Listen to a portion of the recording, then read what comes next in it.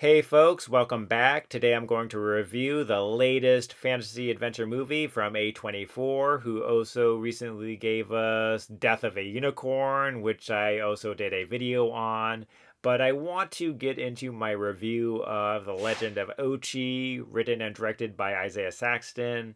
I believe this is his feature film debut, which is pretty cool.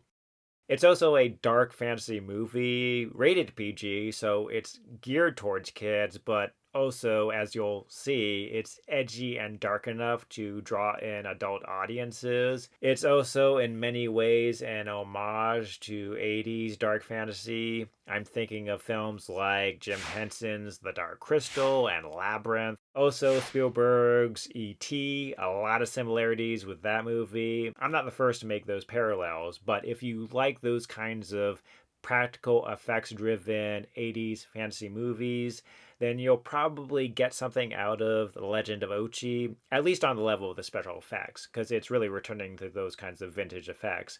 So, having said that, let's get into it, review this movie, and see if it works as a fantasy film. Set in a secluded northern village on the mythical island of Carpathia, The Legend of Ochi follows a young farm girl named Yuri, played by Helena Zengel, who defies her village's rules and ventures into the dark woods to return a lost baby Ochi, a reclusive and misunderstood creature feared by her people. As I mentioned, if you're a fan, like me, of the use of puppetry and practical effects in movies like The Dark Crystal and E.T., you're gonna find a lot to love here just on the level of the craftsmanship, which is quite remarkable. I mean, the creatures, the Ochi, are primarily performed either by people in suits or puppets or a combination of the two. You do get a little bit of CGI thrown in there, but it's used very sparingly and really only used to give a sense of enhanced lifelike motion to the creatures.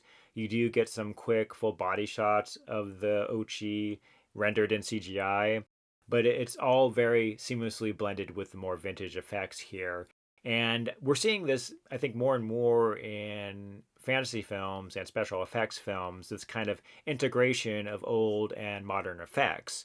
Even going back, of course, to the Lord of the Rings movies, which really kind of set the template for that, at least for modern fantasy films. But I love that this film is doing a similar thing and giving us that more tactile fantasy world enhanced by puppetry, animatronics, matte paintings, gorgeous matte paintings, a little bit of CGI, but all integrated to create a more kind of raw, lived in experience, more kind of naturalistic, tactile fantasy world. And that's nowhere more apparent than in the main Ochi, the baby Ochi, which is a full puppet performed by 7 puppeteers. And it's just a remarkable technical achievement and worth the price of the ticket, honestly, for me. Again, the spirit of Jim Henson and Spielberg is all over this movie. There's even a scene where Yuri and the baby Ochi reach out to touch hands, which is, I think, an obvious homage to E.T., and it becomes just a visual motif throughout the movie, which kind of, I guess, expresses this empathy and psychic connection between the humans and the Ochi. But while the effects and production design are top notch, the storytelling sometimes doesn't quite hit the same high. Willem Dafoe, who always gives 110%, plays Maxim, who is a kind of Don Quixote meets doomsday preacher. He's clad in makeshift armor. He's a religious zealot who's convinced the Ochi are demonic forces. He's also brainwashed his children, Yuri and her brother Petro, played by Finn Wolfhard, into joining his holy crusade. It's a compelling setup, right? But unfortunately, it doesn't go anywhere especially deep. The theme of religious fanaticism is introduced, but quickly fizzles out. By the third act, the film rushes through character arcs and reversals that feel unearned, even anticlimactic. The whole arc about Willem Dafoe's fanatical cult just kind of gets deflated by the end, which is kind of a shame because there was real potential for some psychological conflict and moral conflict that just just is left unexplored. Now, I totally get it. This is a PG rated film that's trying to appeal to children while also bringing in darker adult themes, but it just struggles to strike that tonal balance.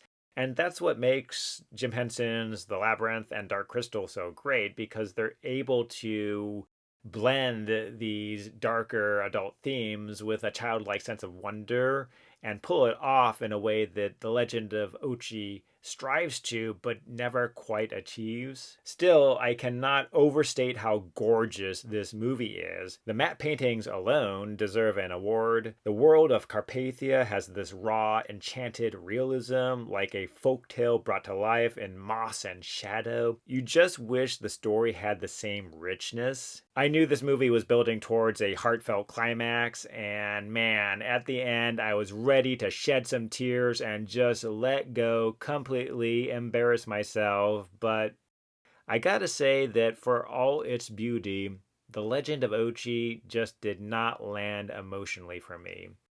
And I keep coming back to Jim Henson's fantasy movies, but like even the ending of The Labyrinth usually leaves me a little bit teary eyed at the end. I just did not have the same reaction with this movie, though I knew it wanted to bring you there at the end. So here's my final verdict. I think The Legend of Ochi is a triumph of the visual imagination. I think it shows director-writer Isaiah Saxton's real promise and potential as a filmmaker. I'm very excited to see what this director does next. I think he has a real talent for creating worlds. Love the way this guy uses special effects. And also, I like his tone and style. He really brings, as I've said, this raw naturalism and tactility into the fantasy world, which I love. However, everything else in this movie fell short for me, narratively, story-wise. The characters were flat uninteresting.